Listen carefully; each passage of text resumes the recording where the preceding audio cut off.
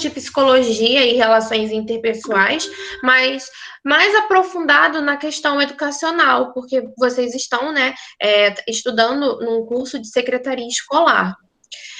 É um assunto muito interessante, o que a gente vai aprender hoje, eu vou passar para vocês, é muito legal, eu me interesso muito por essa área, e podem ter certeza que vai cair em concurso. Isso cai em concurso, tá? Eu já fiz concurso para secretaria escolar, já fiz concurso para assistente administrativo, auxiliar administrativo, e até para professor mesmo, né? Não sei se alguém aqui tem interesse em seguir carreira docente mais para frente, fazer uma faculdade na área da educação. E cai, gente, posso afirmar com toda certeza que pelo menos uma questão desse tema que a gente vai trabalhar hoje vai cair, tá? Vou apresentar a tela aqui. E como é psicologia, né? Eu gostaria que vocês pensassem, tentassem atribuir aquilo que eu estou ensinando a alguém, a alguma pessoa, tentar identificar o que a gente for trabalhar ou em vocês mesmos, ou então nos filhos, nos primos, na família, para a gente poder dar significado àquilo que vocês estão aprendendo. Espera aí que eu vou apresentar como janela. Espera aí, gente.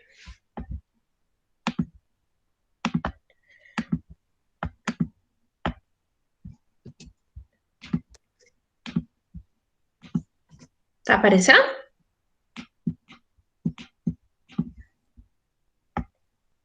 Uma tela rosa? Sim, tá aparecendo. Então, a gente vai trabalhar desenvolvimento cognitivo segundo Piaget. A gente vai trabalhar as teorias dele hoje. Hoje a gente vai trabalhar as teorias dele, tá? Ele... Vou mostrar antes aqui uma fotinha dele, para vocês verem como é que ele é. Vou dar um Google rápido aqui, olha. Peraí.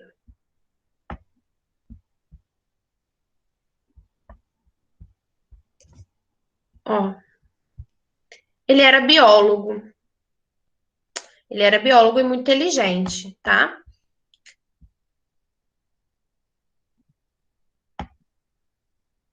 Deixa eu apresentar de novo.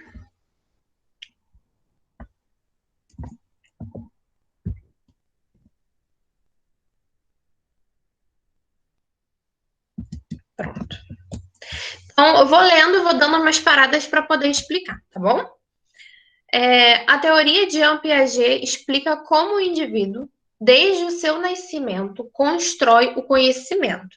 Então, lá no nosso passado, né, e antigamente mesmo, quando a educação surgiu, quando as primeiras civilizações surgiram, era atribuído um certo tipo de trabalho às crianças, né, que era dividido entre trabalhos de homens e trabalhos de mulheres. E com o passar do tempo, eles perceberam que isso era uma forma de aprendizado, porque as crianças iam aprendendo. Na época de Platão, Sócrates, Aristóteles, muitos acreditavam que a aprendizagem acontecia de maneira nata, ou seja, a criança ela já nascia com tudo ali na cabeça, né? Então, as crianças que eram inteligentes é porque elas já nasciam com tudo, né? Era inato. E quando as crianças não sabiam, ou então tinham alguma dificuldade, é porque elas já nasceram com aquilo já na mente, tá? E com o passar do tempo, surgiram teorias para a aprendizagem. E Piaget escreveu, né? Ele fala sobre uma dessas teorias, que é uma das mais importantes da educação atual, tá? Então, a criança, o indivíduo, desde o seu nascimento, constrói o conhecimento. Então, o conhecimento, a aprendizagem, vai se construindo ao passar do tempo, tá? Onde o desenvolvimento cognitivo procede por estágios, são vários estágios, né? Todas as pessoas, portanto, todas elas, desde que tenham um desenvolvimento normal, passam por essas fases na mesma ordem, com possíveis variações das idades. Então, em alguns momentos pode ter uma variação na idade aí, que já já a gente vai falar. Para Piaget, o desenvolvimento cognitivo, essa questão cerebral, né, é um processo de sucessivas mudanças qualitativas que tem a ver com a qualidade, e quantitativas, que é quantidade, né, das estruturas mentais. Então, o desenvolvimento cognitivo tem a ver com a estrutura mental, tá? A construção do conhecimento ocorre quando acontecem ações que provocam o desequilíbrio no esquema. Então, por exemplo, uma criança faz uma conta e erra. Ela desequilibrou o esquema dela. Mas aí ela vai assimilar e ela vai acomodar e ela vai conseguir aprender. Vai aprender, ela vai construir o conhecimento. Quando ela errou, ela identificou o erro, ela tentou de novo e ela conseguiu. Tudo isso é uma questão cerebral que foi sendo trabalhada ali. Ele era biólogo, então ele sempre procurava a ciência das coisas, tá? Para quê? Como que isso acontece, né? Para a construção de novos esquemas e alcance do equilíbrio. O equilíbrio, né, é a criança ali construir o conhecimento. Até aqui vocês entenderam? Tô falando muito rápido. É porque eu fiquei tão nervosa que eu tava atrasada, que agora eu fiquei agitada. Não, dá para Não, entender. pode ficar tranquila. Tá bom, então.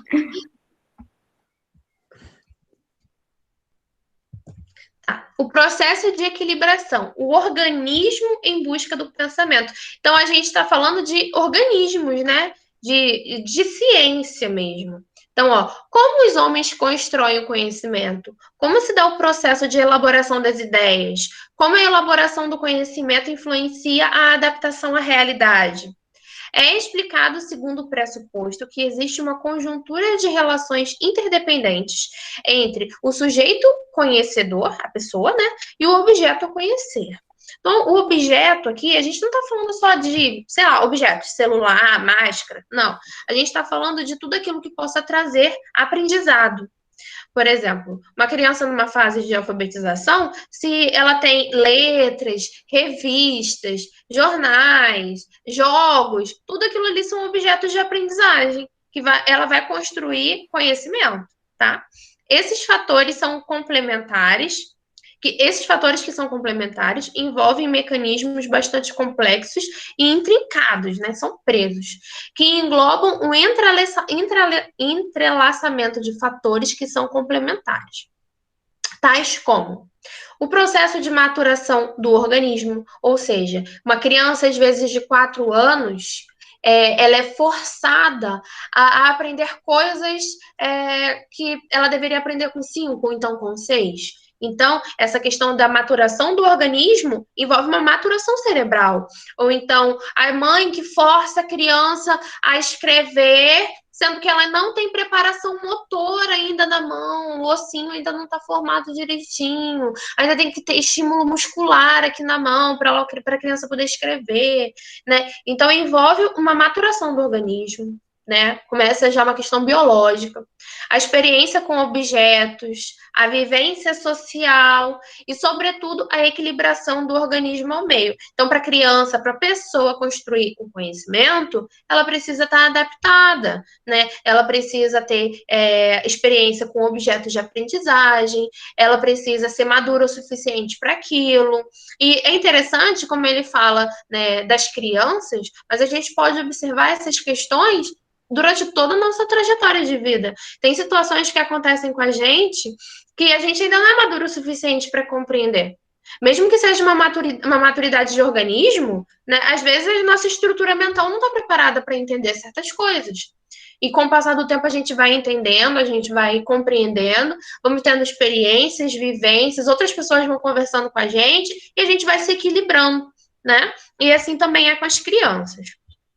Então, ó, o conceito de equilibração torna-se especialmente marcante na teoria do Piaget, pois ele representa o fundamento que explica todo o processo de desenvolvimento humano. Trata-se de um fenômeno que tem na sua essência um caráter universal, já que é de igual ocorrência para todos os indivíduos da espécie humana, mas que pode sofrer variações em função de conteúdos culturais do meio em que o indivíduo está inserido. Nessa linha de raciocínio, o trabalho de Piaget leva em conta a atuação de 2 elementos básicos ao desenvolvimento humano: os fatores invariantes e os fatores variantes. Então, invariante. Ao nascer, o indivíduo recebe como herança uma série de estruturas biológicas que permanecem constantes ao longo da sua vida. Então, tem coisas que a criança já nasce tendo, tá? São essas estruturas biológicas que irão predispor o surgimento de certas estruturas mentais. São questões hereditárias, são questões da formação da criança na barriga, são reflexos, né? São coisas que ela já traz quando ela nasce. Ela já traz questões hereditárias ali. Eu tenho até uma coisa para falar sobre isso. Eu não fui criada com o meu pai, mas a minha mãe falava: Nossa, essa menina é igual ao pai dela. Porque são questões hereditárias. Mesmo que a pessoa não conviva, mesmo que não tenha nada a ver com o corpo, tipo o fenótipo, o que está do lado de fora, o que está dentro. Tem questões hereditárias também que são passadas de pai para filho, de questões emocionais, de questões comportamentais. Muitas das vezes eu percebo em sala de aula, às vezes eu vejo uma criança que tem muita dificuldade na escrita, na leitura, e aí eu chamo a família para conversar, para poder, né, saber da rotina dessa criança, de como eu posso estar ajudando, de como eles podem estar ajudando na escola. E aí sempre tenho que falar, mas o pai dela era assim, ele foi expulso da escola. Mesmo que não tenha nada a ver com a criança, mesmo que o pai não demonstre esse tipo de comportamento. Mas para com os filhos, as crianças às vezes nem sabem dessas histórias, existem questões hereditárias, mesmo que sejam comportamentais, né? Então, são essas estruturas biológicas que irão predispor o surgimento de certas estruturas mentais. Considera-se que o indivíduo carrega consigo duas marcas inatas, então ele já nasce com isso, que são a tendência natural à organização e à adaptação. Pode ser um ser humano primitivo, ele vai tentar se organizar no meio que ele vive e ele vai tentar se adaptar ao meio que ele vive, mesmo que ele seja primitivo, mesmo que ele seja um homem das cavernas. Ele vai ter essa questão inata, essa marca é inata dele, tá? Então, isso é invariante, ele não varia, ele é invariante, não muda. E temos a questão variante, tá? Então, ó, são representados pelo conceito de esquema, que constitui a unidade básica de pensamento e a ação estrutural, sendo o elemento que se transforma no processo de interação com o meio. Então, é adaptação, né, gente? A criança, ela tá ali e ela tá mudando de acordo com a interação que ela vivencia, de acordo com o que ela tá ali, né? Por exemplo, às vezes a criança é adotada, digamos. A criança é adotada e ela apresenta um comportamento igual à mãe dela biológica, apresenta um comportamento parecido porque tem uma questão invariante. Ela herdou certas estruturas mentais da família biológica, mas ela foi levada para morar na China. Então, toda a cultura dela vai ser variante porque ela mora na China, porque ela foi exposta àquilo dali, tá? Então, vou até reler essa parte, olha.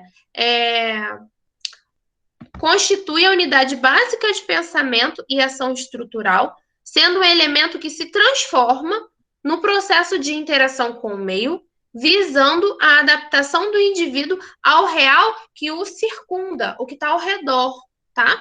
Com isso, a teoria psicogenética desta mostra que a inteligência não é herdada, mas ela é construída no processo interativo entre o homem e o meio ambiente, que é o físico e o social, em que ele estiver inserido. Então, a criança pode ter nascido no Brasil. Se ela for levada para o Japão, ela vai ter toda a questão estrutural de inteligência, de aprendizado, vai ser relacionada àquele lugar que ela vive, porque foi o meio que ela está inserida. É muito importante. Desculpa, pode falar. Você está falando sobre isso, meu marido, a gente tem um casal de amigos que eles adotaram um menininho assim que ele nasceu. Praticamente saiu da barriga da mãe e foi para ela. Ele parece que é realmente filho deles, porque a interação é tão grande, ele nunca conviveu no outro meio, parece que a genética não, assim, o que vem de herdado, né, hereditariamente dos pais biológicos, não sobressai. Que bom! Ele ficou exatamente como os pais adotivos dele. Tem hora que a gente até esquece que pegou tanto jeito, até o jeitinho de fazer as coisas, ficou muito parecido com o pai. Então, às vezes a gente nem percebe a parte mais biológica. A mãe no dia a dia, o pai percebe, mas a gente vê os traços totalmente do pai nele, do pai adotivo, né, na criança. Entendi. Legal, né? Muito legal. Muito, muito, muito legal. Você olha, você vê assim, parece que é deles mesmo o menininho. Não lembra em nada não ser. Não sei se vocês vão concordar comigo se isso já aconteceu com alguém. Quando pessoas são casadas e convivem muito tempo, acontece do marido e a esposa também serem muito parecidos. Alguém já falou isso? Alguém já vivenciou esse tipo de situação? De falar, nossa, vocês agem igual, vocês falam igual, então tem a mesma gíria, porque essa questão do ambiente ela é tão importante que às vezes a gente age igual, né? Igual a quem a gente vive, igual a quem a gente mora. E é isso. Vocês entenderam bem essa parte de Piaget aí que eu tô falando? Variante. Agora a gente vai para as fases do desenvolvimento da criança. Peraí, que eu vou avançar. Vou só terminar essa parte e a gente avança. Organização. À medida que aumenta a maturação da criança, elas organizam padrões físicos ou esquemas mentais em sistemas mais complexos. Adaptação. Capacidade de adaptar suas estruturas mentais ou comportamento para se adaptar às exigências do meio. Essa busca do organismo por novas formas de adaptação envolve dois mecanismos, a assimilação e a acomodação. A assimilação consiste na tentativa do indivíduo em solucionar uma determinada situação a partir da estrutura cognitiva que ele possui naquele momento específico da sua existência. Então, às vezes, a criança não vai ter maturidade para isso, né? Então, é por isso que a gente tem que estimular a criança, de todas as maneiras. Exemplo, a criança que tem a ideia mental de uma ave como animal voador com penas e asas, ao observar um avestruz, ela vai tentar assimilá-lo a um esquema que não corresponde totalmente ao conhecido. Porque ela vai pensar, ué, tem pena, tem asa, tá, mas ele tá andando e ele não consegue voar, então não é uma ave. Isso não é uma ave, porque é um animal, ele não voa, né? E acomodação se refere a modificações nos sistemas de assimilação por influência do mundo externo. Então, assim, depois de aprender que um avestruz não voa, a criança vai adaptar o seu conceito geral de ave para incluir que as aves que não voam, tipo galinha, né, peru, essas coisas. E isso acontece em tudo, não é só questões de sala de aula, né? É tudo. A criança, ela aprende dessa maneira. Então, temos aí, ó, a assimilação. Ó, o sujeito age e se apropria do objeto para atender às suas necessidades biológicas, psicológicas e sociais. E aí, a gente vai tendo nessa interação.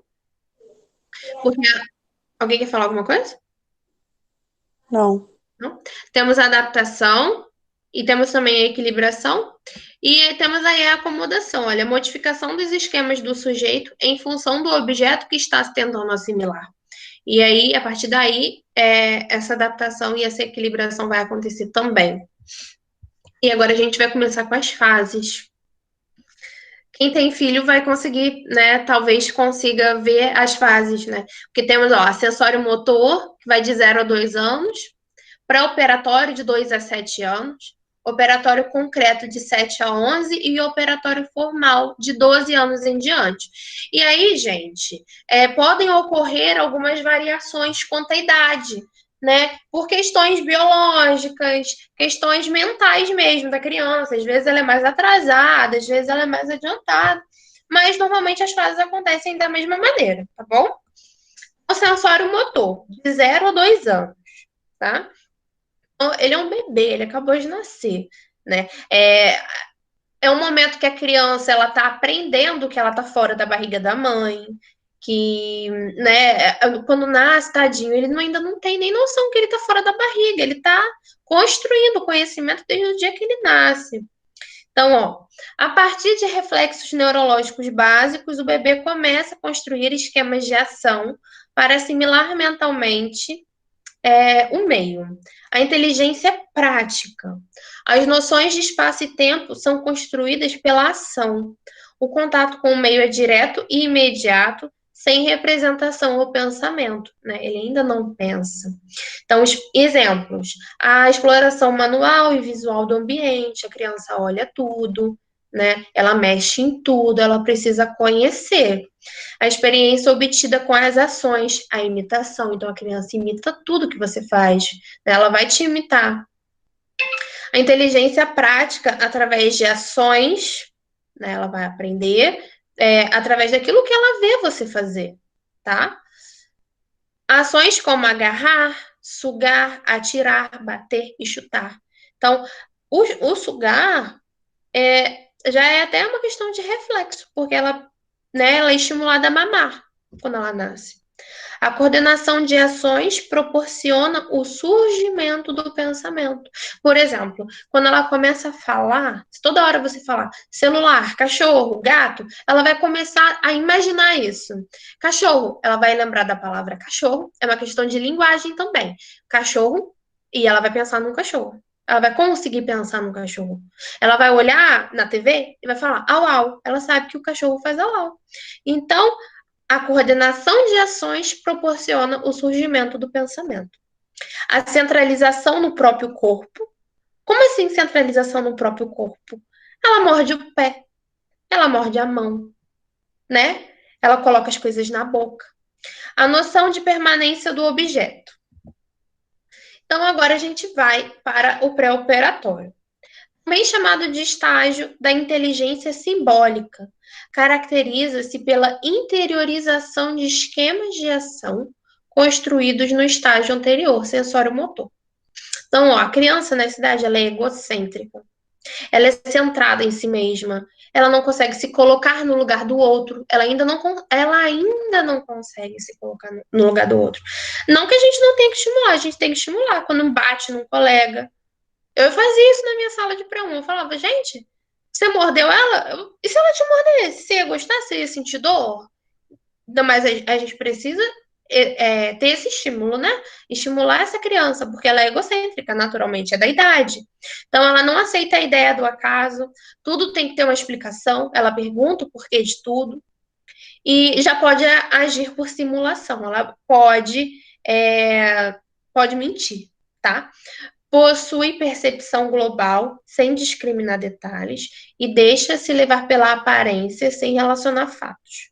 Exemplo, mostra-se para a criança duas bolinhas de massa iguais e dá para elas uma forma de salsicha. A criança nega que a quantidade de massa continua igual, pois as formas são diferentes. É a mesma coisa se você falar para a criança assim, você quer... O que tem mais dinheiro? Uma nota de R$ 2 ou uma nota de R$ 10 ou então 10 moedas de 10 centavos. Ela vai escolher as moedas porque para ela é mais dinheiro do que o papel. Ou então ela vai preferir 5 moedas de 10 centavos do que uma moeda de R$ 1. Ela não vai conseguir relacionar que R$ 1 é maior do que 50 centavos. Que 5 moedas de 50 centavos. Né? Ela é facilmente enganada. Tá? Agora, o operatório concreto. A criança desenvolve noções de tempo, espaço, velocidade, ordem, casualidade. Ela já consegue, né, todas essas questões aí. Ela já relaciona diferentes aspectos, ela consegue abstrair dados da realidade, ela consegue fazer uma pesquisa e entender, ela consegue debater coisas, ela consegue formular uma opinião, tá? Depende do desenvolvimento e do estímulo que essa criança recebe. Tá? Não se limita a uma representação imediata, mas ainda depende do mundo concreto para chegar à abstração. Desenvolve a capacidade de representar uma ação no sentido inverso de uma anterior, anulando a transformação observada.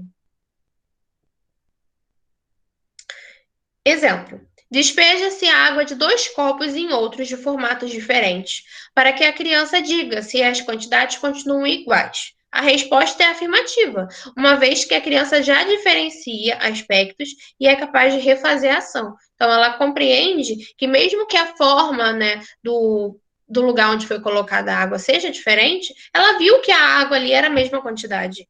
Uma criança numa fase anterior, no pré-operatório, ela iria ter dúvidas. E esse aqui é o operatório formal. Então, aqui, nessa idade, a criança, né, o indivíduo ele já tem uma abstração total. Ele não se limita mais a uma representação imediata, ela é capaz de pensar em tudo, ela já começa a pensar em tudo, e imaginar coisas e criar relações, ela busca soluções. Então, cadê? Não se limita mais à representação imediata, nem somente a relações previamente existentes, mas é capaz de pensar em todas as relações possíveis logicamente, buscando soluções a partir de hipóteses e não apenas pela observação da realidade. Então, ela cria ali na mente dela, vai criando situações e porquês e hipóteses, vai se questionando e debatendo com ela mesma. Em outras palavras, as estruturas cognitivas da criança alcançam seu nível mais elevado de desenvolvimento e tornam-se aptas a aplicar o raciocínio lógico a todas as classes de problemas. Exemplos. Se pedem para analisar um provérbio como de grão em grão, a galinha enche o pau. A criança trabalha com a lógica da ideia, metáfora, e não com a imagem de uma galinha comendo grãos. Então, se é uma criança, né, numa fase pré-operatório, ou então de operatório concreto, ela ainda vai tentar, de grão em grão, galinha de papo, e vai ficar imaginando a galinha.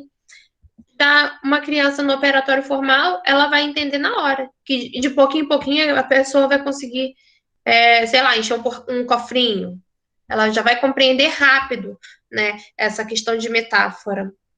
Ela é capaz de usar a lógica para poder resolver problemas, ela consegue planejar o futuro, ela consegue estabelecer metas, né? Ela já tem uma análise crítica em relacionada ao mundo ao redor, tá?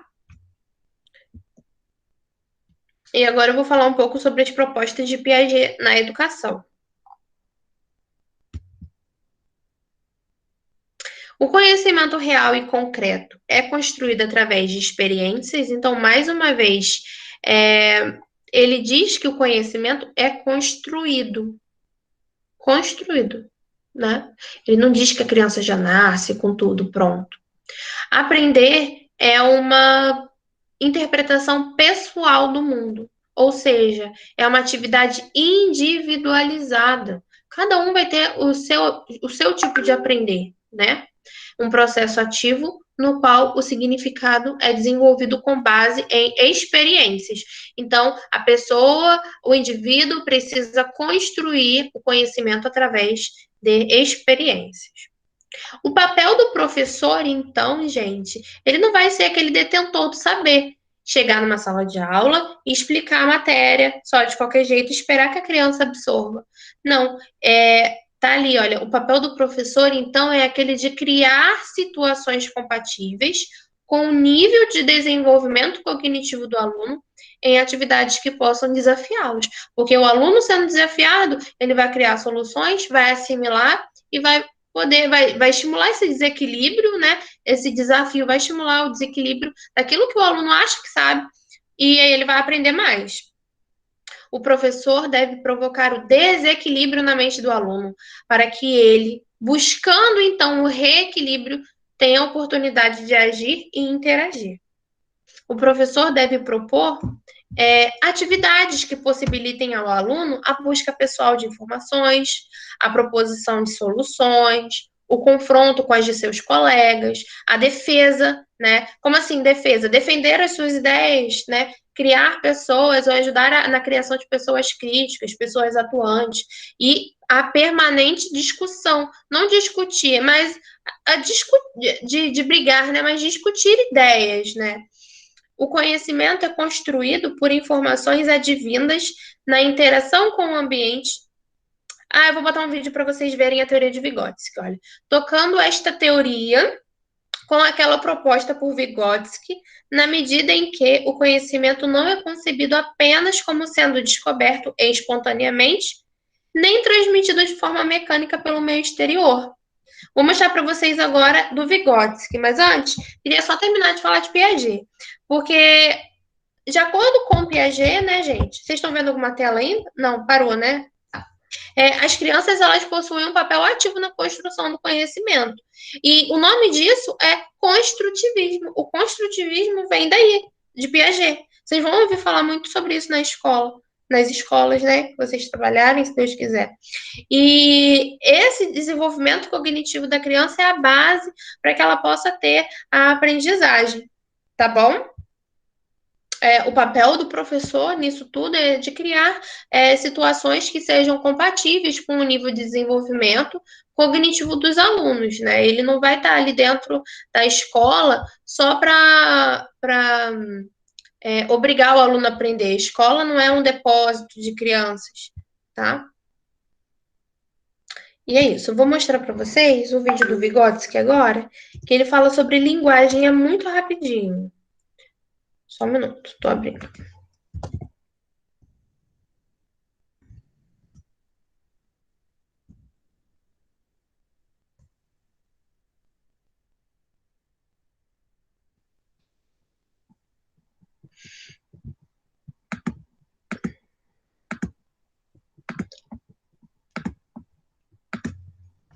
Essas questões de Piaget e agora do Vygotsky que vocês vão aprender, elas se completam.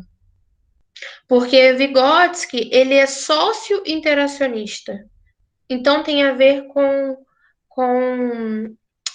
a questão social do aluno e da interação com esse meio, tá bom? É a partir da interação do meio que esse aluno vai aprender, esse indivíduo vai aprender. E é muito importante que vocês vejam essa questão da linguagem para que vocês reflitam em relação a crianças surdas, por exemplo. Se essas crianças não têm a linguagem estimulada quando elas são pequenas, elas acabam ficando para trás. Ficando para trás no sentido cognitivo, porque a linguagem ela precisa ser estimulada desde quando a criança nasce. Por a criança ser surda, ela não é estimulada em linguagem alguma, ela só vê as pessoas fazendo gestos e mexendo a boca. Então, eu gostaria que vocês refletissem também sobre isso, tá bom? Vou fechar o áudio aqui.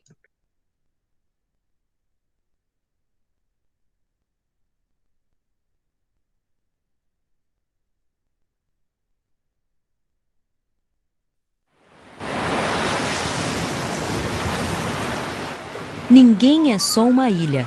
Para crescer, aprender, construir conhecimento, para se construir, o ser humano precisa dos outros. Interagir, trocar, partilhar, navegar. Para isso, embarcamos na linguagem, a grande ferramenta social de contato.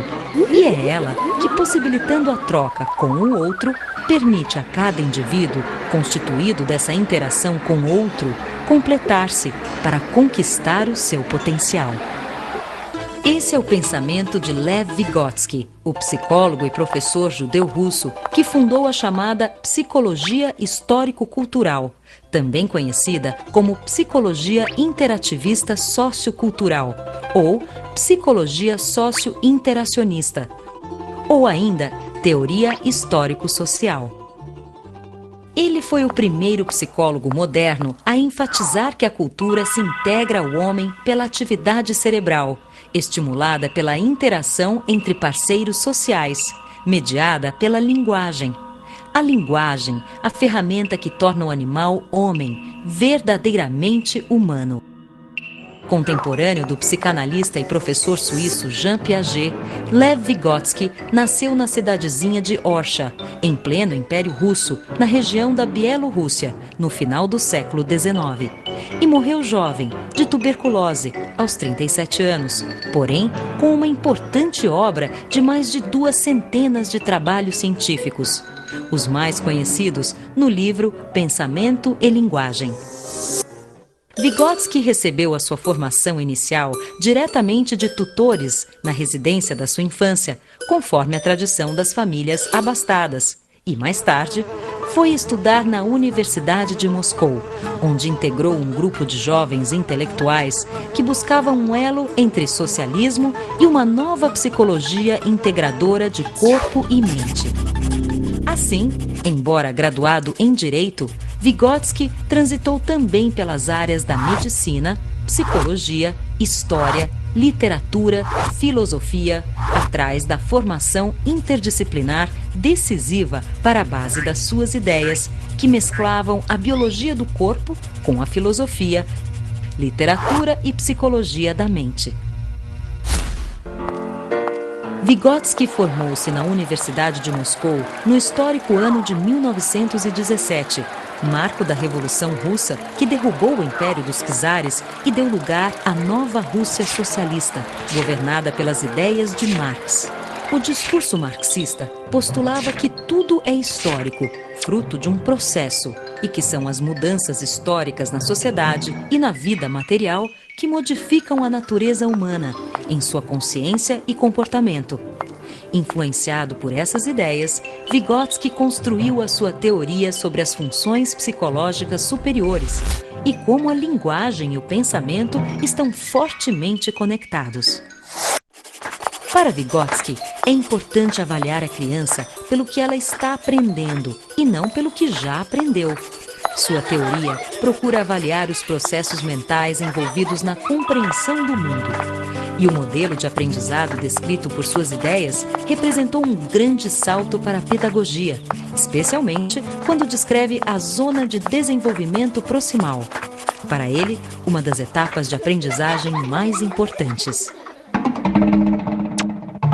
Para entender as ideias de Vygotsky, é fundamental inteirar-se de 4 pensamentos chaves vygotskianos: interação, mediação, internalização e ZDP, Zona de Desenvolvimento Proximal. Vygotsky descobriu que para melhorar o nível da aprendizagem, mais do que o indivíduo agir sobre o meio, precisava interagir. Para ele, todo sujeito adquire seus conhecimentos a partir de relações interpessoais, de troca com o meio. Por isso, é chamado de interativo. Vygotsky afirma que aquilo que parece individual na pessoa é, na verdade, resultado da construção da sua relação com o outro. Um outro coletivo que veicula a cultura. As características e atitudes individuais estão profundamente impregnadas das trocas com o coletivo. E justamente é ali, no palco da cultura, dos seus valores, da negociação de sentidos tramada pelos grupos sociais, que se constrói e se internaliza o conhecimento. Como? Através da língua, da linguagem, dos símbolos escolhidos como metáforas ou outras figuras que se constituem em valiosa moeda de troca. Isto é, a interação é feita através da linguagem, que realiza uma espécie de mediação do indivíduo com a cultura. Vygotsky entende que as funções mentais superiores são socialmente formadas e culturalmente transmitidas por meio da linguagem. E mais, que ainda que uma criança tenha biologicamente o potencial de se desenvolver, se não interagir, não se desenvolverá como poderia. Basta lembrar do exemplo recente do menino lobo encontrado em Kalunga, na Rússia, que criou-se com lobos e desenvolveu muito pouco do seu lado humano. Andava de 4, não falava, rosnava e mordia como um cão. Como é que a cultura negocia os sentidos das coisas? Através de representações simbólicas, através da língua, da linguagem, que realiza a mediação entre a coisa e a compreensão da coisa, como se fosse uma tradução, uma afirmação, uma certificação.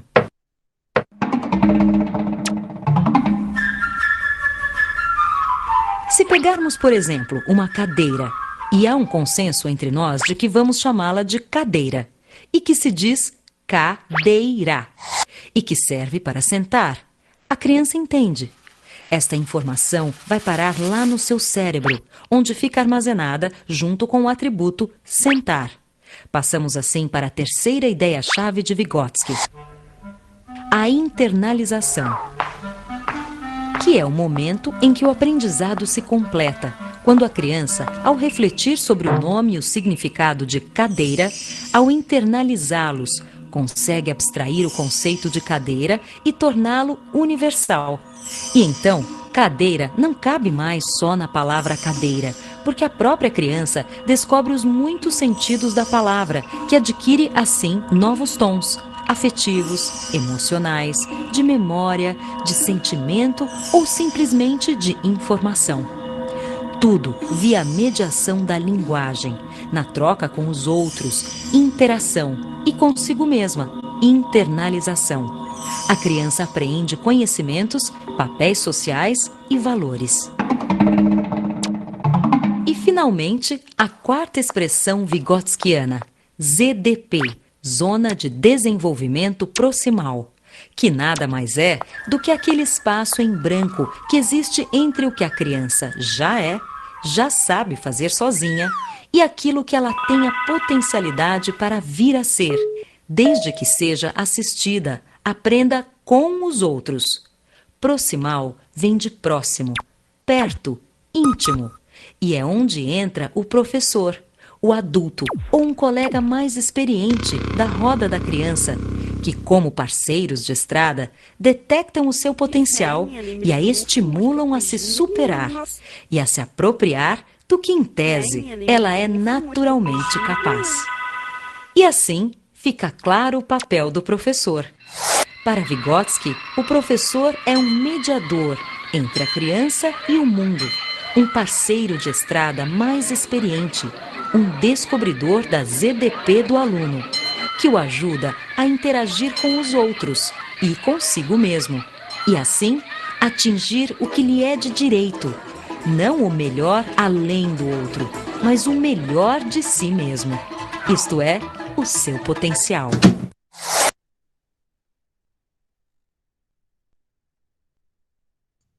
E aí, gente? Vocês entenderam?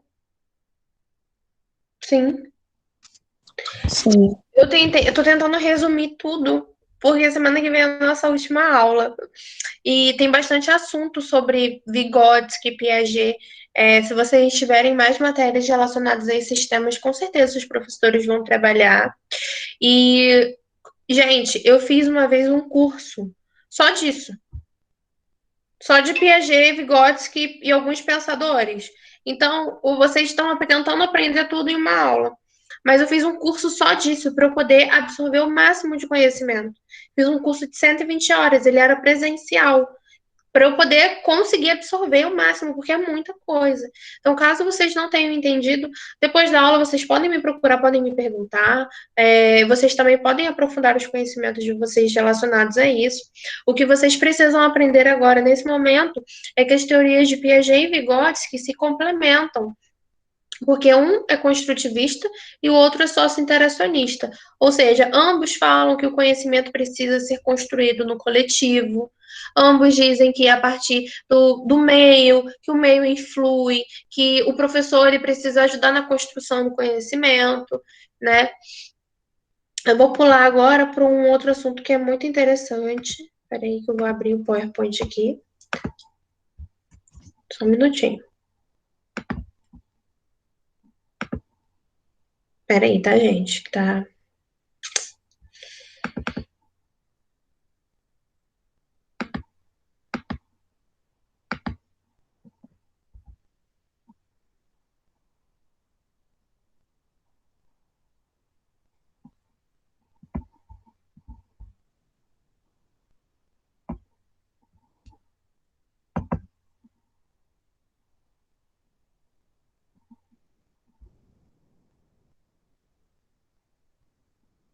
Só um minuto, gente. Meu, deu pane aqui.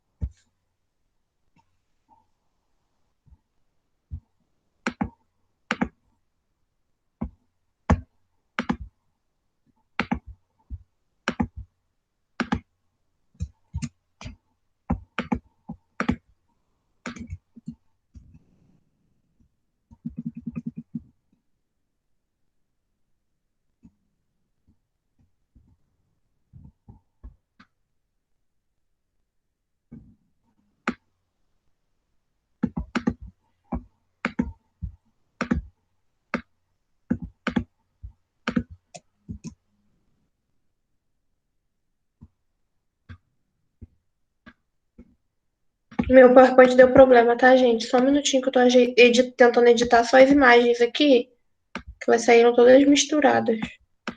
É um assunto bem polêmico agora que a gente vai falar, tá?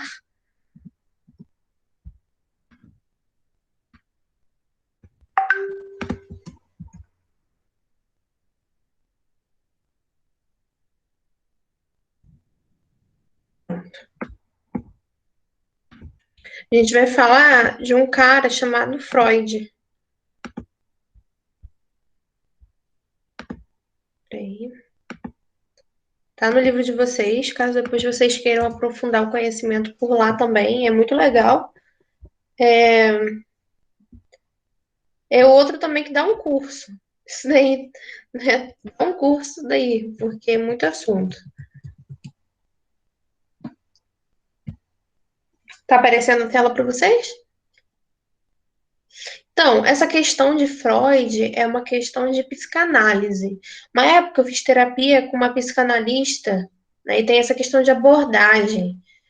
Não deu certo, porque eles se baseiam em tudo que é relacionado a Freud, né? E eu não gostei. Mas tudo que ele fala tem muita relevância, e é isso que a gente vai trabalhar hoje. Então, vou começar com a biografia, tá? Ele nasceu em 1856, e aos 4 anos de idade ele foi para Viena, por problemas financeiros e problemas de saúde. Morou em Viena até 1938, e depois ele vai para a Inglaterra, onde ele já tinha parte da família dele, né? Ele morre dia 23 de setembro de 1939 por conta de um tumor maligno. Ele é conhecido como se fosse uma árvore para a psicanálise, né? Ele é chamado pai da psicanálise, porque ele foi o precursor, ele foi o fundador. E hoje em dia é polêmico, isso que a gente vai ler hoje aqui é bem polêmico. Continua tão polêmico hoje em dia como na época em que esteve vivo. Então a gente vê, né? O cara morreu em 1939.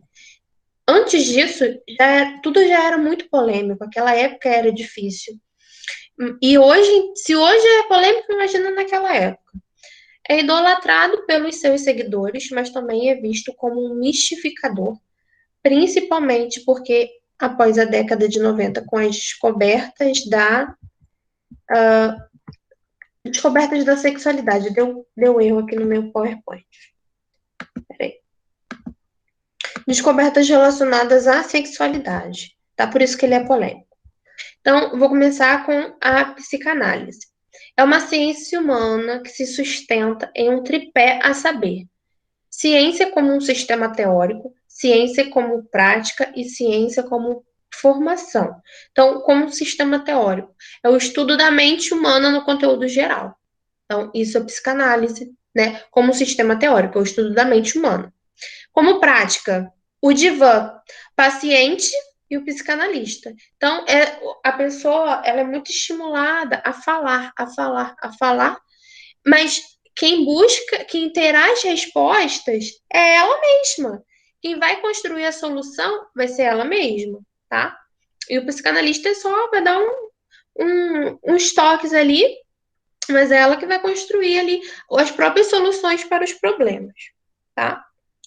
Ciência como formação. O curso, as pessoas se transformam em profissionais da mente humana, nos seus diversos ramos, psicólogo, psicanalista, tá?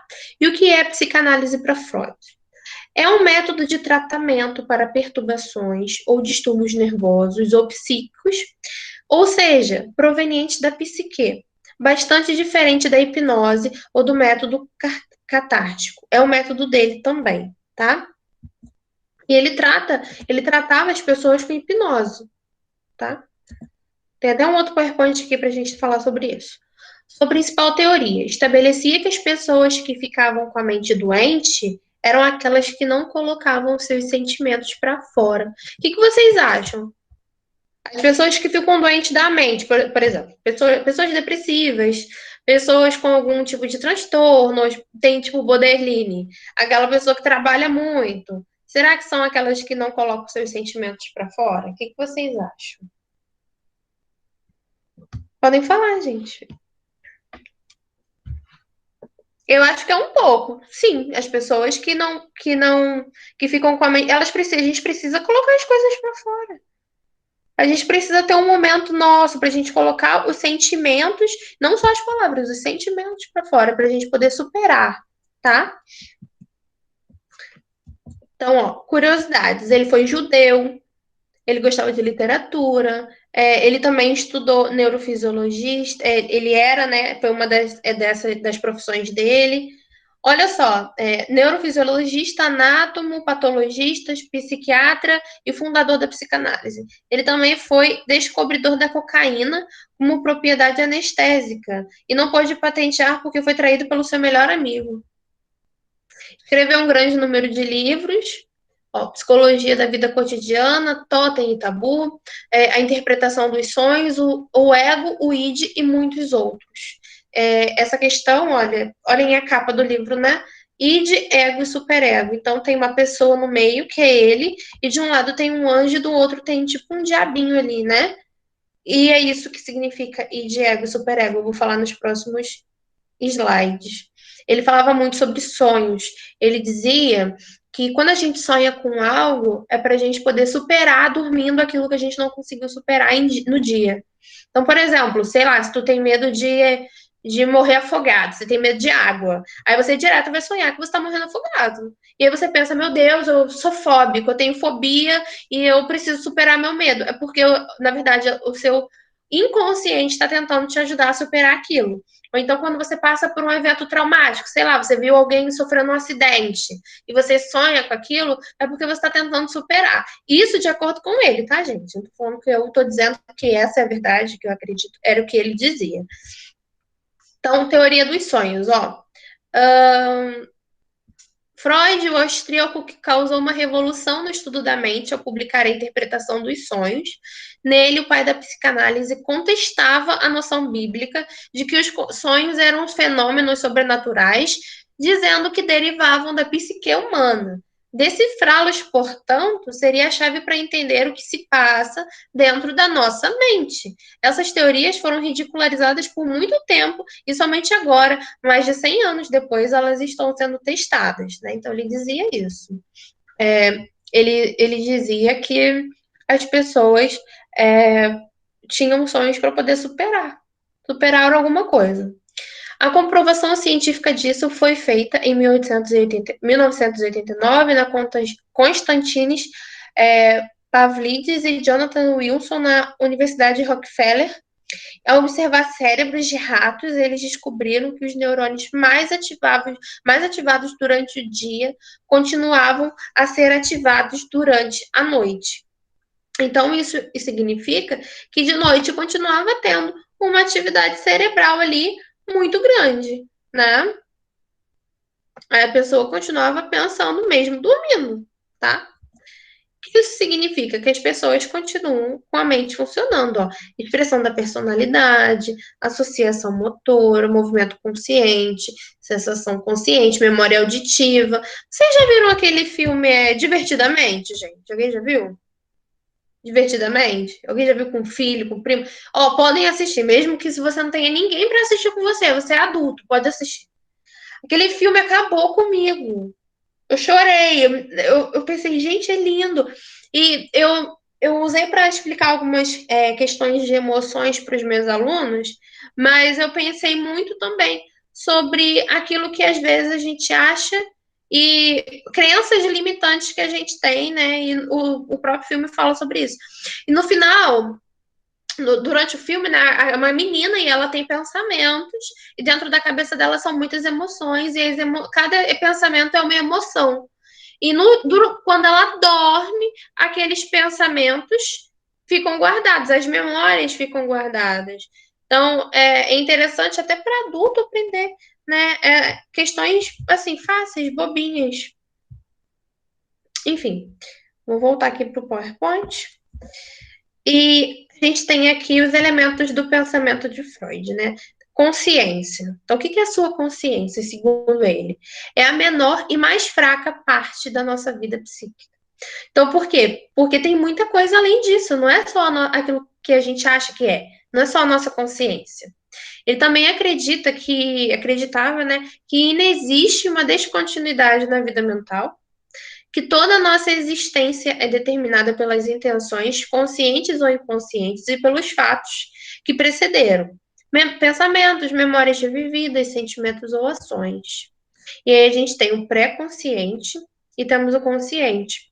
Pré-consciente, que também é conhecido como subconsciente. Se constitui nas memórias que podem se tornar acessíveis a qualquer momento, como, por exemplo, as lembranças de ontem, o nome das ruas, onde a gente mora. É uma espécie de depósito de lembranças à disposição quando necessárias. O filme Divertidamente, esse filme que eu falei com vocês, mesmo sendo filme de criança, ele explica o que é pré-consciente. Ele explica o que é pré-consciente, o que é consciência e o que é inconsciência. Ele explica tudo, é impressionante. Como assim, de uma maneira tão sutil, a gente aprende tanto, tá? Vocês podem assistir depois. E essa parte do pré-consciente é aquilo que a gente consegue lembrar. Que, por exemplo, eu vou formar uma combinação de roupa. Com que roupa eu vou? E aí você tenta lembrar daquilo. Quais são as roupas que você tem, o que você pode usar. É pré-consciência, é uma memória que você consegue acessar, que ela não está sempre ali na tua cabeça, mas ela pode ser acessada, você não esqueceu dela, tá? Consciente, pequena parte da mente composta por elementos inconscientes e pré-conscientes. Modelo de representação do intelecto. Agora que vocês vão aprender id, ego e superego. Foi o que estava lá atrás daquele PowerPoint que tinha o Freud no meio e um anjo e um diabinho do lado. Então, o que é o id? Fonte de energia psíquica ligadas a impulsos sexuais de libido. Por isso que ele foi tão polêmico. Porque ele falou uma coisa tão forte numa época que tudo era tabu.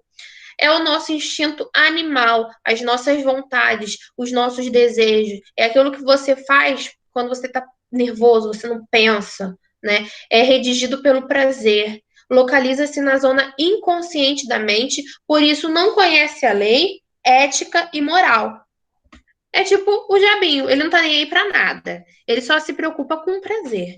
Deu para entender, gente? Isso é id. Ego. É o responsável pelo contato do psiquismo com a realidade, o mundo externo ao indivíduo. Atua de acordo com o princípio da realidade, estabelecendo o equilíbrio entre as vontades do id, que é o seu inconsciente, e as exigências do superego em relação ao mundo externo, que eu vou explicar. Suas funções básicas são percepção, memória, sentimentos e pensamentos. E isso daí está na nossa consciência. A gente está consciente, está na zona consciente da mente. E agora nós temos o superego. Esse daí que é o anjinho, né? Ó, ele é o sensor do ego. É o componente moral e social da personalidade. Ele controla e ele pune por meio do remorso, quando a gente faz algo de errado, mas também recompensa quando a gente tem orgulho, quando a gente faz algo legal. Suas funções principais são inibir os impulsos do id, principalmente os de natureza agressiva e sexual, e lutar pela perfeição. Então, quando você pensa assim, eu detesto aquela garota, a gente pode pensar que é um pensamento de id, porque ele é voltado ao prazer. Mas automaticamente você pensa, não, mas a gente não pode fazer isso com as pessoas, a gente precisa tratar ela bem. Então, aí você estabelece, não, eu vou tratar ela bem, mas eu continuo não gostando dela. É um equilíbrio. Conseguiram entender o exemplo ridículo? Conseguiram? Sim? É interessante, né? A gente aprender essas coisas sobre a mente. É muito interessante. Aí é o que a gente tem, ó. Superego, regras moral e ética. O ego, que é a nossa parte consciente, né? A consciência. E o id, que é o nosso instinto. Libido. Existe uma energia sexual que nos cerca. O termo advindo do latim libido designa os instintos, impulsos, desejos inconscientes e pulsões de natureza sexual. Em suas manifestações iniciais, a libido ligava-se a outras funções vitais. Como assim? Porque as pessoas precisavam se reproduzir por conta, né, dos homens primitivos. Ele fala sobre as fases da criança, e é isso que a gente vai trabalhar. E por que eu vou falar sobre isso? Né? Que a boca é uma zona erógena. Quando a criança é pequena, ela tem mania de colocar tudo na boca. Já perceberam isso? Quando é bebê, eles colocam chocalho, compram mordedor. Não é só para questão de dente. O prazer está voltado para esse local, tá? A libido não está ligada apenas às áreas genitais, mas a objetos e seres que propiciam prazer. Estão vendo por que ele foi polêmico? Ele foi muito polêmico, gente. Ele falava isso de criança. Estrutura da psique. Ou psique também tá certo, tá?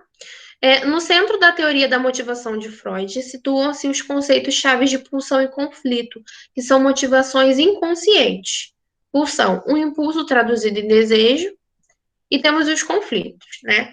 As frustrações e conflitos ocorrem quando obstáculos se opõem à realização dos desejos individuais.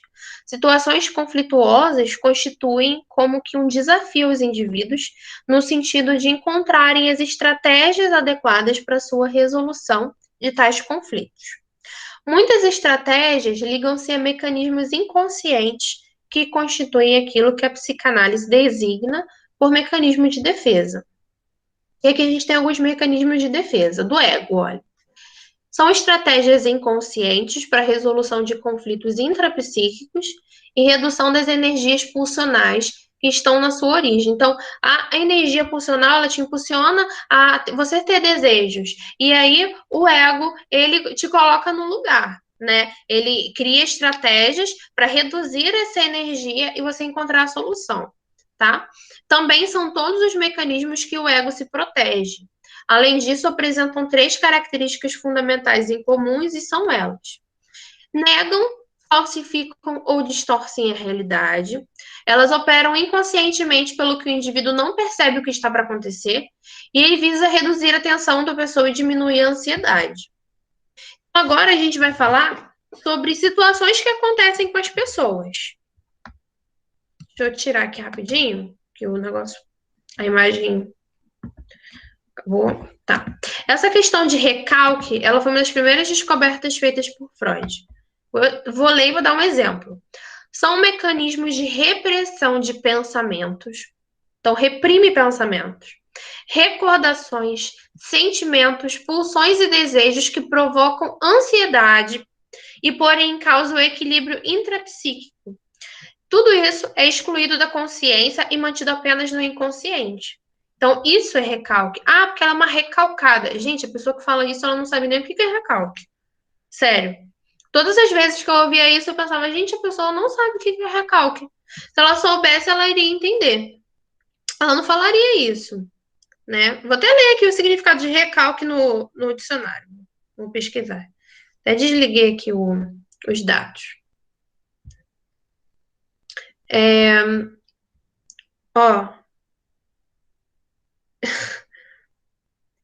Mecanismo de defesa, esse é o significado de recalque.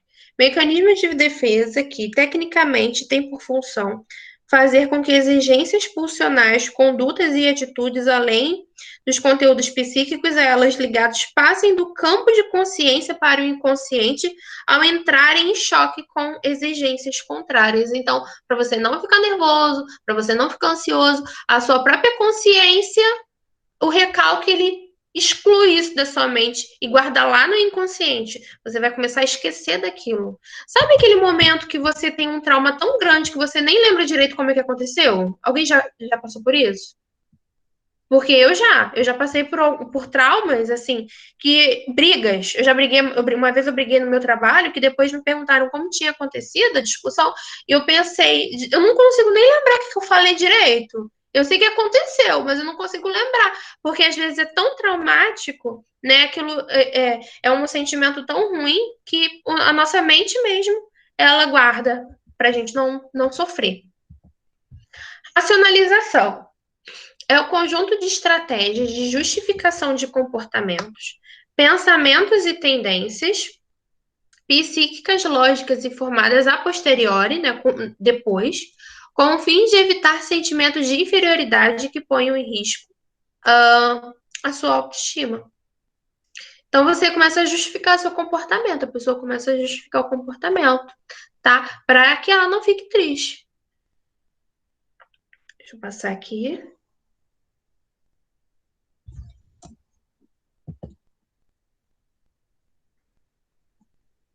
Deslocamento é um mecanismo libertador que ocorre quando o indivíduo, não podendo atingir determinado objeto, o substitui por outro, sobre o qual descarrega as suas tensões acumuladas.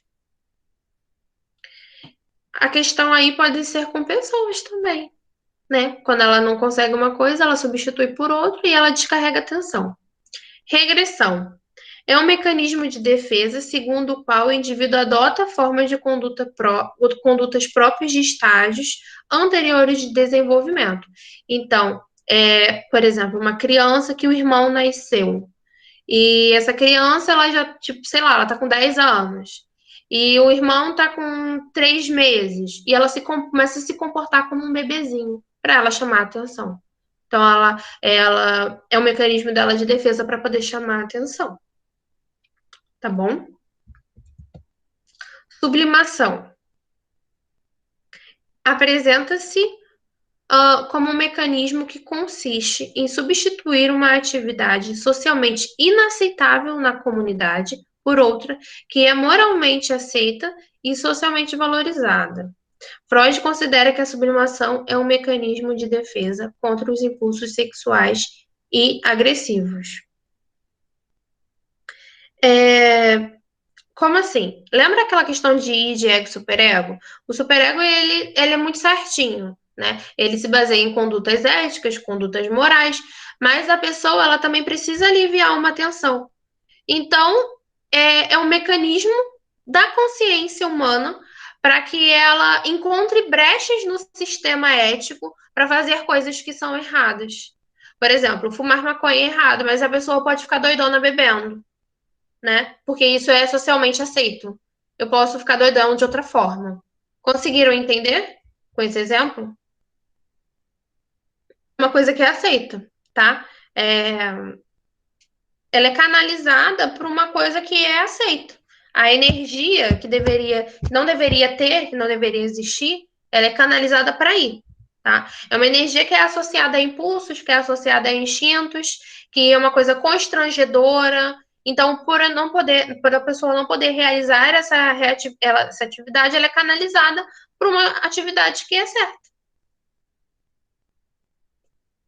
Ou até coisas menores, gente. Por exemplo, quando uma pessoa tem um relacionamento afetivo que foi falho, ou então um relacionamento que foi mal resolvido, ela pega, isso é inaceitável, né? Isso não é moralmente aceito. Então, ela canaliza sei lá, numa paixão pela leitura, pela escrita, pela arte, ela vai canalizar esse impulso, né, para outra coisa. Peraí que eu vou passar. Compensação.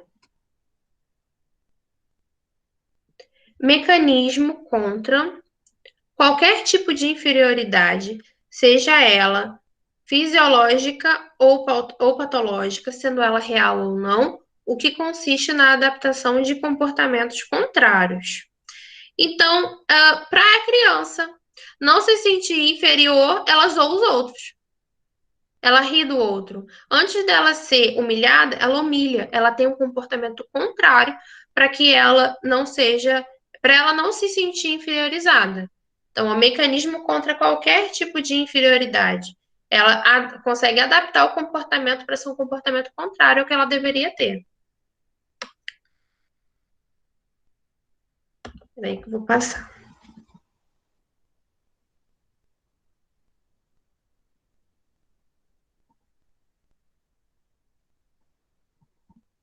Gente, essa questão aqui da compensação pode ser uma outra coisa simples também. Por exemplo, um aluno que ele é ruim em matemática, ele é muito ruim em matemática. Então, para ele não se sentir inferiorizado, ele compensa isso de outra maneira. Ele é ruim em matemática, então ele vai ser ótimo em esporte. Ele vai jogar muito bem em educação física, ele vai se destacar nessa disciplina, tá? Ele se esforça para ser bom em outra coisa para poder compensar. Então, aqui a gente vai falar das fases, né? Etapas da evolução sexual segundo Freud. Fase oral. O desenvolvimento da fase oral ocorre desde o nascimento até os 2 anos de vida. A primeira relação que o bebê tem com a mãe é a exploração de objetos, que é feita através da boca. Peraí que eu vou tirar aqui.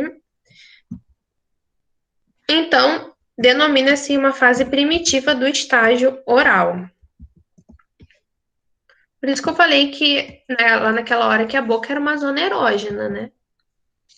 Fase anal. A fase anal ocorre durante o segundo e o terceiro ano de vida, onde o prazer está no ânus. Sim, gente, isso realmente acontece. Por que que vocês precisam estudar isso? Eu vou explicar. Nessa fase, a criança tem o desejo de controlar os movimentos esfincterianos. Então, ela passa a ter o controle do esfíncter, né, de conseguir evacuar e não fazer mais nas calças. E começa também a entrar em conflito com a exigência social de adquirir hábitos de higiene. Uma vez eu estava numa palestra e um professor falou comigo que era muito importante a gente estudar isso. E não era só porque a gente era professor, mas porque a gente poderia ter filhos. E ele dizia que parte dos abusos acontecidos em crianças, em homens, né, em meninos, eram feitas nessa fase. Então, pela criança, às vezes, estar na fase anal e ela ter prazer no controle esfincteriano, ela não falava com o pai ou com a mãe, ela estava sofrendo abuso. Estão entendendo? Eles não falavam, eles viam aquilo como uma coisa normal. Às vezes, porque a educação sexual não era trabalhada na criança. Então, vocês sendo parte de uma escola, vocês também serão educadores. Vocês precisam conhecer todos esses mecanismos para poder agir caso, né, aconteça uma situação dessas. Tá? Fase fálica. Aí, eles começam a se descobrir. Mas ainda não tem nada de ruim, não é nada maldoso. Tá? É a criança com ela mesma, ela ocorre dos 3 aos 5 anos, né? A criança ela passa a reconhecer que isso é importante para o desenvolvimento dela. Olha, Freud sustenta que nessa fase o pênis é o órgão mais importante para o desenvolvimento, tanto dos homens quanto das mulheres. Por isso, Freud é fortemente criticado e acusado de ser falocêntrico, porque ele é como se ele fosse machista, né? O desejo de prazer sexual expressa-se por meio da masturbação acompanhada de importantes fantasias. Eu já tive alunos de 7 anos que faziam isso em sala de aula, com um lápis, com a cadeira, com a garrafa, com o caderno, e a gente tinha que ficar de olho o tempo todo, chamamos a mãe na escola, a criança fez terapia, hoje ela está pré-adolescente e era muito estimulada, ela era, não sei se ela via alguma coisa em casa, não sei, ela era muito adiantada, a gente via que era muito à frente do que deveria ser, né? Essa questão de libido, a gente precisa ficar de olho na escola também. Então, essa questão agora, período de latência, né, a criança ela passa a ter pudor. A partir dos 6 anos, 7 anos, ela passa a ter pudor. Então, é um período de aquisição de habilidades intelectuais, é uma fase da escola. Então, eles se desinteressam por isso, eles passam a ignorar, o foco muda, eles passam a criar amizades, né, ter amigos e brincar, tá? Um minuto, gente. Peraí.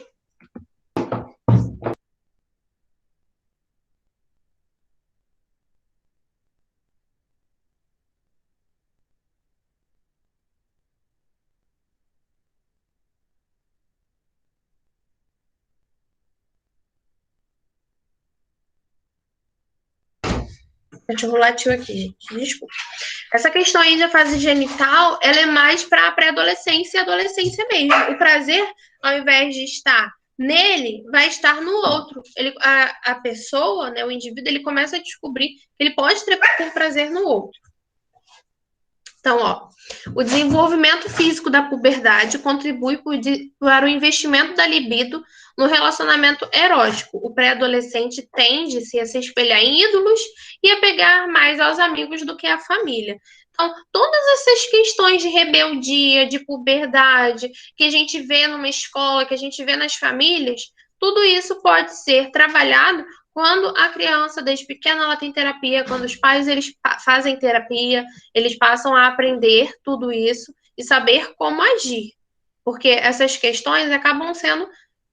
não é o que as pessoas acham, elas são desenvolvidas a partir de estudos, né? Tem um embasamento científico aí que explica todas essas questões. Algumas pessoas vão passar por essas fases de maneira mais intensa, outras não vão nem deixar a amostra, os pais não vão nem perceber, mas eles vão passar por essas fases, tá? Deixa eu passar aqui.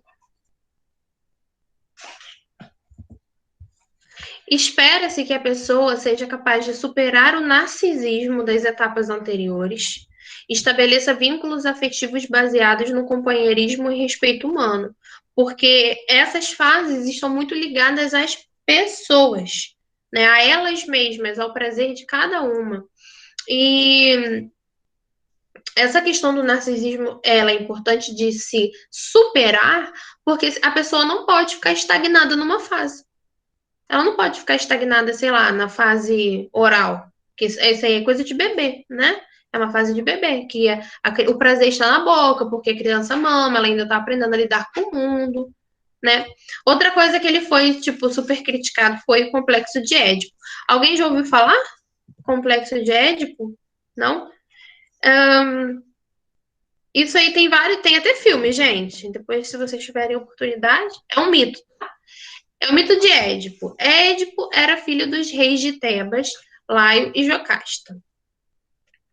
O oráculo do deus Apolo, em Elfos, profetizou que quando chegasse à idade adulta, ele mataria o pai e se casaria com a mãe. Então, tem peça de teatro, tem tudo. Então, Freud, ele se baseava nisso, tá? Ó, Freud renovou o interesse pelo tema ao designar como uma fase crucial do processo de desenvolvimento normal da criança, que é uma representação de desejo sexual inconsciente e universal de cada filho pela mãe e da consequente rivalidade em relação ao pai. De maneira mais fácil para vocês entenderem. Sabe quando a criança se espelha na mãe e passa batom e pega as roupas da mãe para se vestir? Pega sapato? Freud dizia que a criança, na verdade, estava tentando conquistar o pai. Ele era polêmico a ponto de dizer isso. Se a criança ela quer passar batom, ela quer usar as roupas da mãe, ela quer ser adulta, ela bota cordão, ela vai passar maquiagem, é porque ela está se espelhando na mãe, está criando uma rivalidade, a rivalidade da mãe para ela poder conquistar o amor do pai. E o Édipo a mesma coisa, né? Que no caso aqui eu estou explicando o complexo de Electra para vocês, que é o que ele diz.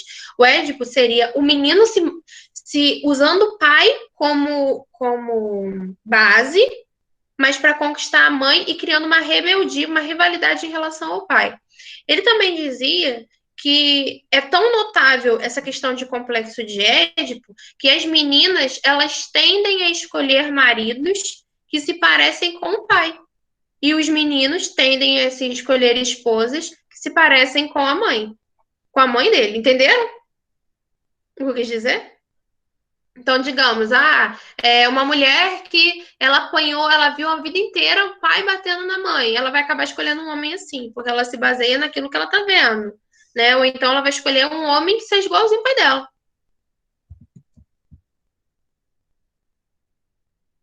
No final do desenvolvimento da sexualidade infantil, que é a fase fálica, o desejo do menino em relação à mãe se esbarra com a proibição que lhe advém do pai, com reais ou supostas ameaças de castração. A castração aqui não significa castrar igual cachorro, mas de travar, então para ele, de cortar. Então, para ele não perder o amor do pai, ele para. A criança, para ela não perder o amor da mãe, a menina, ela para e ela se coloca no lugar dela. E tudo foi ele que falou, tá? Eu tô explicando para você. A criança deseja expulsar o pai, mas esse desejo entra em contradição com o sentimento de amor que sente por ele. Então, para não perder o amor, ele desiste. Acrescentada a dependência por sua proteção, com o referencial que a criança tem para sua virilidade. Então, esse conflito gera o seu desejo sexual em relação à mãe e substitui por uma ternura. Gente, por isso que queriam matar ele. Olha só que as coisas que ele falava. Ou o desejo inconsciente da filha pelo pai e o desejo de ser semelhante à mãe. Então, por isso que ela se maquia, por isso que ela passa batom, né? Cada teórico vai explicar isso de uma maneira, tá? Ele explicou dessa maneira. E é isso, e aí? O que vocês acharam desse monte de coisas aí de Freud? Pesado? Eu achei essas ideias dele meio loucas. Algumas coisas fazem sentido, outras eu penso, gente, ele viajou mesmo. E o pessoal, gente, existem psicanalistas hoje, eu já fiz terapia com psicanalista, já fiz, eu não gostei. Mas assim, vai que alguém dá certo, mas pra mim foi horrível. Na época, a minha psicóloga, né, eu nem lembro o nome dela, mas ela foi indicada por uma menina que ela falou, cara, você precisa ir nela, ela é maravilhosa. E eu fiz, né, terapia durante um tempão e pensei, gente, o que eu tô fazendo aqui? Eu quero ir embora daqui. E é isso. Vocês conseguiram postar o trabalho? Eu consegui. Tá. Quem não conseguiu, quem tá com dificuldade, tem até hoje, meia-noite, para postar lá. Se tiver dificuldade, pode me ligar. Eu tô com o telefone bom, meu telefone tava quebrado, mas ele agora já tá funcionando. Pode me ligar, pode entrar em contato comigo, tá? Esses últimos 15 minutos eu deixei mesmo para tirar dúvida que vocês tivessem quanto ao trabalho. Caso alguma ainda não tenha enviado, vocês podem utilizar esses últimos minutos aí para estar postando a atividade, tá? E é isso. Tá bom? Eu gostaria Todo mundo. de fazer uma pergunta.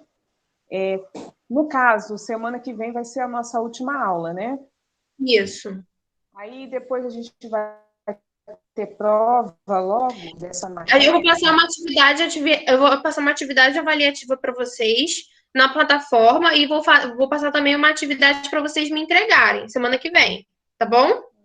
Aí a atividade eu devo Então dar tá uma bom. semana de prazo e aí vocês depois vão me entregar e eu vou lançar a nota e vou mandar para a secretaria, tá?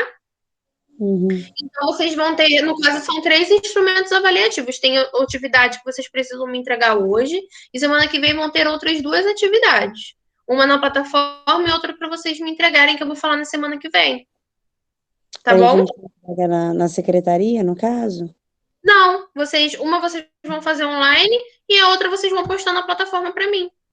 Ah, tá. Tá bom? Tá. E aí vocês, por favor, não deixem de enviar de hoje, tá?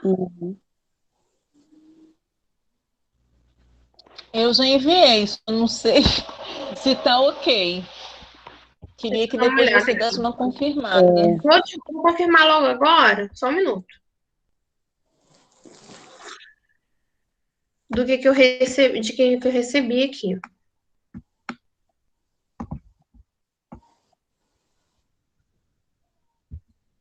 Ah, tá.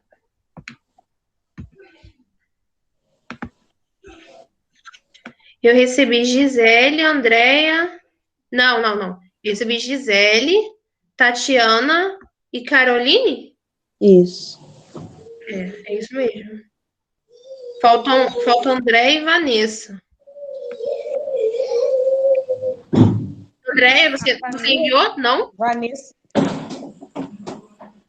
Eu enviei, mas na hora que eu estava enviando, eu tive dúvidas em relação se realmente tinha ido ou não, mas pelo jeito não foi. Não foi. Tenta enviar agora. Essa outra atividade que você vai colocar, você avisa no grupo quando você colocar na plataforma para dar uma ajuda? Aviso, mas eu vou colocar semana que vem, vou dar um prazo de uma semana para vocês me entregarem. Tá ótimo. Entendeu? Vai ter prazo para vocês me mandarem. Ó, quer ver? Deixa eu ver. Eu vou tentar dar para vocês até o dia 30 de junho para vocês me entregarem. Não, é até o dia 29 de junho. Porque aí 30 eu vou enviar o diário, tá bom? Tá. Então tá, meninos. Caso alguém tenha mais alguma dúvida, pode me perguntar, tá? Desejo todas uma boa noite, fiquem com Deus. Semana que vem a gente continua. A gente termina. Boa noite. Boa noite. Boa noite. Tchau, meninas. Tchau, meninas. Tchau. Gente, qualquer